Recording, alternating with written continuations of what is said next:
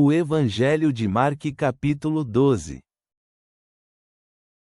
Então Jesus começou a lhes dizer por parábolas: um homem plantou uma vinha, cercou-a, fundou nela uma prensa de uvas, edificou uma torre, e a arrendou a uns lavradores, e partiu-se daquela terra. E, quando chegou o tempo, mandou um servo aos lavradores, para que recebesse dos lavradores do fruto da vinha. Mas eles, tomando-o à força, feriram-no, e mandaram-no vazio. E voltou a lhes mandar outro servo, e eles, apedrejando-o, feriram-no na cabeça, e voltaram a mandá-lo maltratado. E voltou a mandar outro, ao qual mataram, e mandou muitos outros, e a uns feriram, e a outros mataram. Tendo ele, pois, ainda o seu filho amado, mandou-lhes também por último a este, dizendo: pelo menos respeitarão o meu filho. Mas aqueles lavradores disseram entre si: este é o herdeiro, vinde, e o matemos, então a herança será nossa. E pegando dele, mataram-no, e lançaram-no fora da vinha.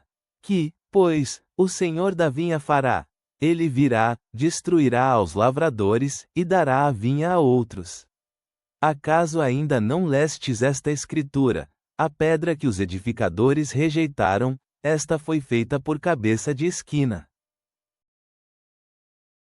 Pelo Senhor foi feito isto, e é maravilhoso em nossos olhos.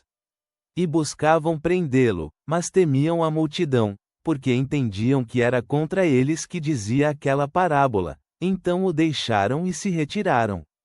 E mandaram-lhe alguns dos fariseus e dos herodianos, para que o apanhassem em alguma palavra. Eles se aproximaram e lhe disseram: Mestre, sabemos que és homem de verdade, e não te interessa agradar a ninguém, porque não te importas com a aparência humana, mas com verdade ensinas o caminho de Deus. É lícito pagar tributo a César, ou não? Devemos pagar, ou não devemos? E ele, entendendo a hipocrisia deles, disse-lhes: por que estáis me tentando? Trazei-me uma moeda, para que eu a veja. E trouxeram, e perguntou-lhes: de quem é esta imagem, e a inscrição? E eles lhe disseram: de César. Então Jesus lhes respondeu: dai, pois, a César o que é de César, e a Deus o que é de Deus. E admiram-se dele, e vieram a ele os saduceus, que dizem não haver ressurreição, e perguntaram-lhe: Mestre, Moisés nos escreveu que, se o irmão de alguém morresse, e deixasse mulher, mas não filhos, que seu irmão se casasse com a viúva, e gerasse descendência ao seu irmão. Houve, pois, 7 irmãos, e o primeiro casou-se com a mulher, e morrendo, não deixou descendente.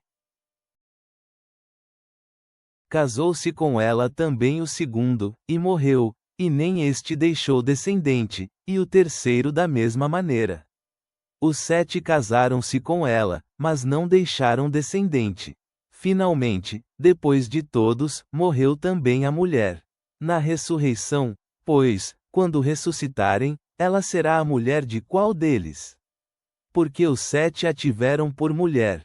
E Jesus lhes respondeu: acaso não é por isso que errais, por não conhecerdes as Escrituras, nem o poder de Deus? Pois, quando ressuscitarem dos mortos, nem se casarão, nem se darão em casamento, mas serão como os anjos que estão nos céus. E quanto aos mortos que ressuscitarão, não lestes no livro de Moisés, como Deus lhe falou com a sarça, dizendo: eu sou o Deus de Abraão, o Deus de Isaque, e o Deus de Jacó. Deus não é Deus de mortos, mas de vivos. Portanto errais muito. Então aproximou-se dele um dos escribas, que os havia ouvido discutir. Como ele sabia que Jesus havia lhes respondido bem, perguntou-lhe: qual é o primeiro mandamento de todos?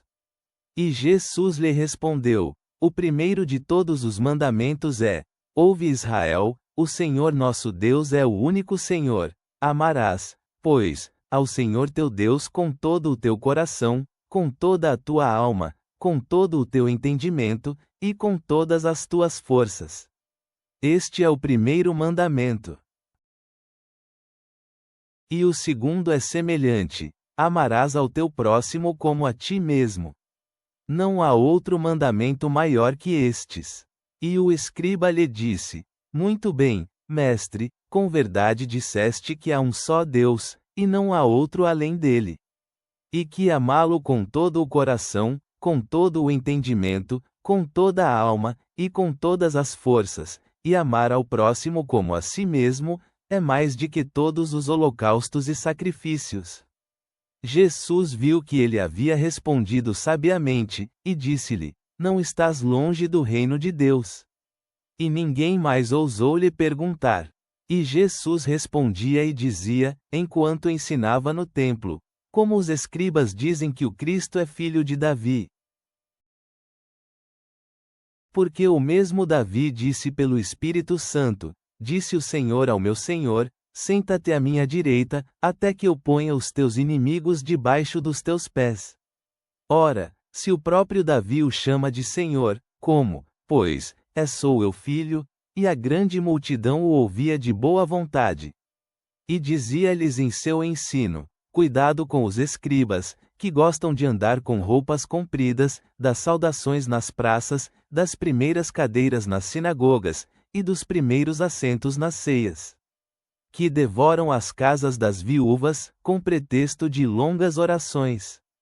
Esses receberão mais grave condenação. Quando Jesus estava sentado de frente à arca do tesouro, observava como a multidão lançava dinheiro na arca do tesouro, e muitos ricos lançavam muito. E uma pobre viúva veio, e lançou 2 pequenas moedas, de pouco valor. Então Jesus chamou a si os seus discípulos, e disse-lhes: Em verdade vos digo que esta pobre viúva lançou mais que todos os que lançaram na arca do tesouro, porque todos lançaram daquilo que lhes sobra, mas esta, da sua pobreza lançou tudo o que tinha, todo o seu sustento. Deus da aliança, agradecemos pelo dom do casamento e pelo teu plano para as famílias. Ajuda-nos a ser como crianças em nossa confiança e dependência de ti. Livra-nos do amor ao dinheiro, que dificulta a entrada no teu reino. Dá-nos fé para deixar tudo e seguir-te, sabendo que recompensarás aqueles que se sacrificam pelo Evangelho. Em nome da paz e do poder de Cristo, oramos. Amém.